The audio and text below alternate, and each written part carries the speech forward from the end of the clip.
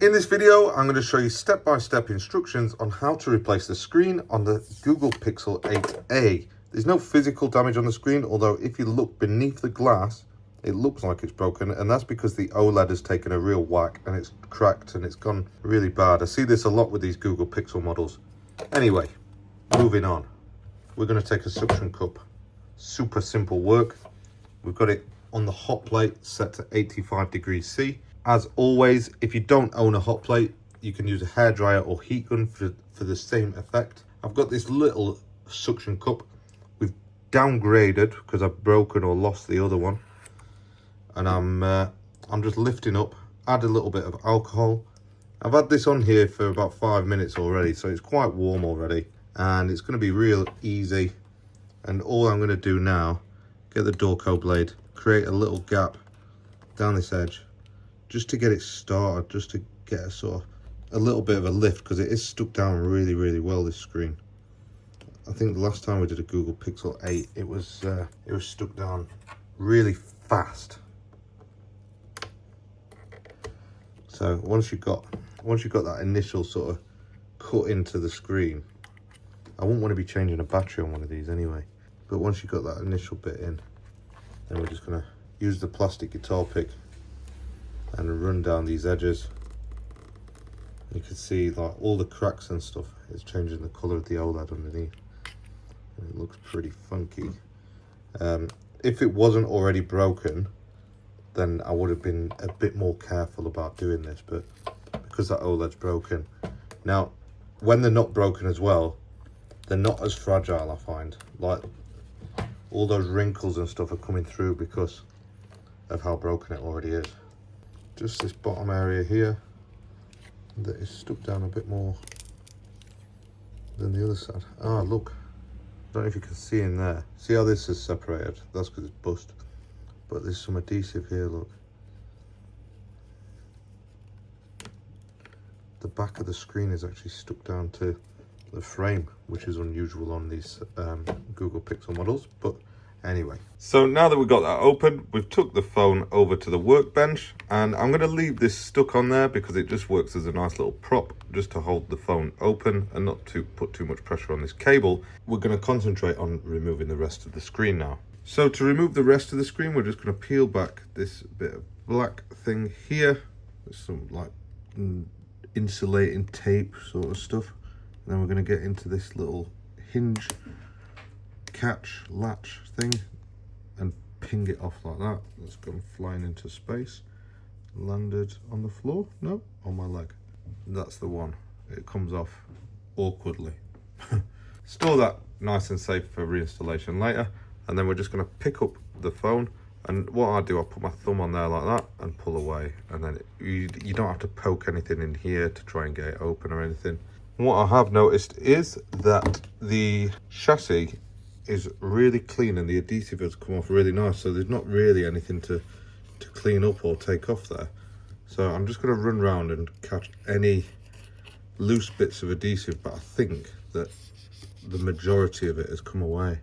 Yeah, there's literally no adhesive left behind, so that's always a bonus. I'll get a cotton bud or a Q-tip, as some of you our American friends over the other side of the pond like to call it, and then just clean up any leftover residue. Make sure that it's really nice and clean, and then we'll talk about the part that we're using for this repair. So this is the original screen. It's got a little gasket on there for the camera and the ambient light sensor, maybe face ID sensor, I'm not sure what that one does, and then it's also got a fingerprint on there. So the screen that we're using is a genuine Google part. It doesn't have that little gasket on, so that's the first thing that I'm going to make sure that we pick off. I'm not going to stick it on there. Instead, what I'm going to do, I'm going to stick it into this little hole on the back of the on the back side of the phone, front side of the phone. So I'll poke that in there like that, and then also what you'll notice is this blue tape around the edge, that's the underside of the adhesive, so it's already got the adhesive on it. If yours doesn't, then you'll have to apply an adhesive on just like that, but you don't need to do that because it's already got one on. There is also a little bit of plastic film on this camera thing, so take that off, and then some like masking tape holding the cable out of the way so it doesn't get damaged in transit. And then the same on the back side of the cable as well. Look, we don't need that anymore. And then one last thing that I always do, I've learned the hard way with the Google Pixels, is I'm going to peel back this tape. So this tape here holds the connector in place for the fingerprint sensor. I'm going to lift the ZIF connector and I'm just going to give it one little nudge to make sure that it's sat in perfectly.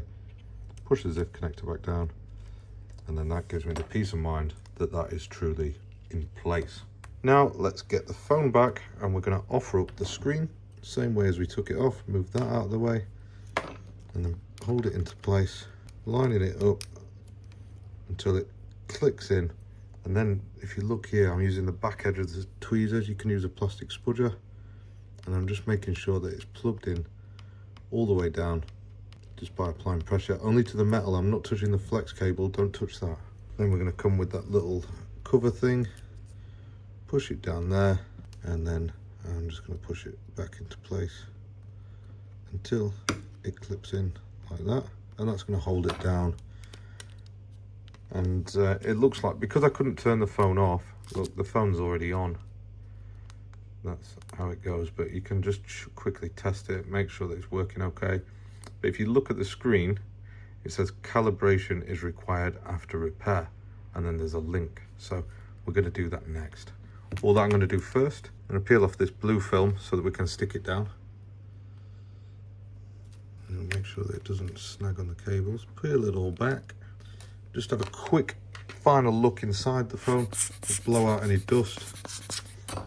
If you want, you can get like a little dusting brush. These are really good. You can buy them from car detailing shops or automotive spares.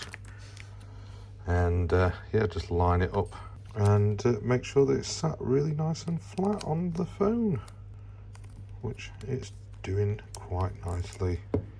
I'm quite happy with that. That was a nice quick job. And all we need to do now is that calibration thing. So now, forgive me if it doesn't do it the first time, because it can sometimes be a little bit faffy. All right, I'm going to try and show you the best that I can. But in short, I'm going to plug in a Type-C to C cable. Then I'm going to plug the phone into there. So that's it. Now I'm going to allow it to connect to the Mac, and then I'm going to power it down. Can never remember how to power off. Is it just power? No, it's not that. That's the one. Power off. Shut down the device. And we're going to go to this one. Google Pixel Update Software and Software Repair. So we're going to go to this website. I'll put a link. I'm going to put a link in the description below. So it literally gives you all the instructions here though. So turn off your device, which we've already done. Then we need to enter fast boot mode, which we do by pressing the power button and the down volume button. And it goes in like that. And I'm just going to plug it back in again, just because it tells you to do that. Allow the connection. Then we're going to choose connect to device. It's going to show up here, just like that. We'll connect. And then we're going to install software. And all it's going to do is just install a little piece of software that tells it that this is a new fingerprint sensor and it should allow it to work. That's literally all it is. Very simple stuff. The phone will reboot and the fingerprint sensor will work. I always advise testing it. I'm not going to on this occasion because it's for our customer to do that. We don't have their PIN. But that is repair complete. Thank you very much for watching, and I'll see you in the next video.